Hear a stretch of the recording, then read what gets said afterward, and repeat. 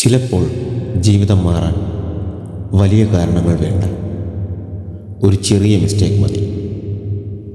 അന്ന് രാവിലെ ഒരു ബിസി സ്ട്രീറ്റിൽ നടന്നു പോകുമ്പോൾ ഒരു മെസ്സേജ് അയച്ചു, ഐ ലവ് യു. അടുത്ത സെക്കൻഡിൽ റിയലൈസേഷൻ, ദൈവമേ, റോങ് നമ്പർ. അവിടെ കഥ തീരുമെന്ന് തോന്നി. പക്ഷേ അവിടെ റിപ്ലൈ വന്നു, sorry but who are you? Confusion, പിന്നെ ഒരു സ്മൈൽ. അറിയാതെ തന്നെ ഒരു ക്യൂരിയോസിറ്റി തുടങ്ങുകയായിരുന്നു. സോറി പറഞ്ഞു, എക്സ്പ്ലനേഷനും പറഞ്ഞു. അവിടെ നിന്നും മറുപടി, ഗേൾഫ്രണ്ട് ലക്കീകൾ. അവിടെ ഒരു laugh. സിംഗിളാണ് actually. Then message right പ്ലേസിൽ എത്തിയല്ലോ. അറിയാത്ത രണ്ടാളുകൾ, പക്ഷേ വേർഡ്സ് സ്ലോലി കണക്ട് ചെയ്യും.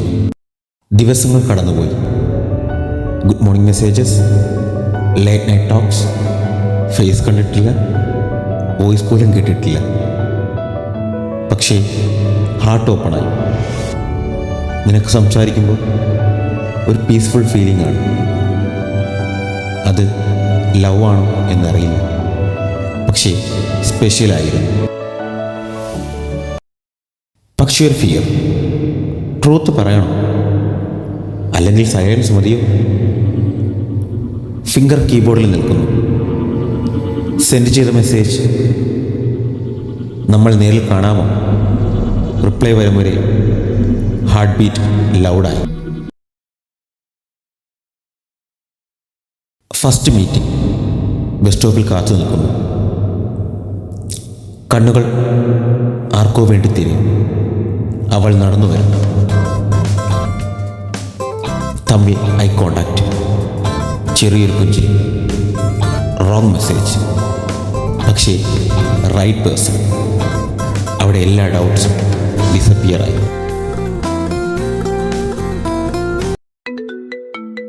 പെട്ടെന്ന് ഫോൺ റിംഗ് ചെയ്യുന്നു. Hello love, I reached. പിന്നെ ഒരു ലാഫ്റ്റർ. പേടിക്കേണ്ട, അമ്മയാണ്. അത് കേട്ടപ്പോൾ മനസ്സിലായി, ലൈഫിലെല്ലാം പെർഫെക്റ്റ് പ്ലാനായി നടക്കില്ല. ചില ആക്സിഡൻറ്റ്സ് നമ്മുടെ ഡെസ്റ്റിനിയാകും. ഒരു റോങ് മെസ്സേജ്, ഒരു right love. So remember, mistakes പേടിക്കേണ്ട. ചിലപ്പോൾ അവ ലവിലേക്ക് നയിക്കും. നിങ്ങളുടെ ലൈഫിലും ഇങ്ങനെ ഒരു റോങ് മെസ്സേജ് സ്റ്റോറി ഉണ്ടോ?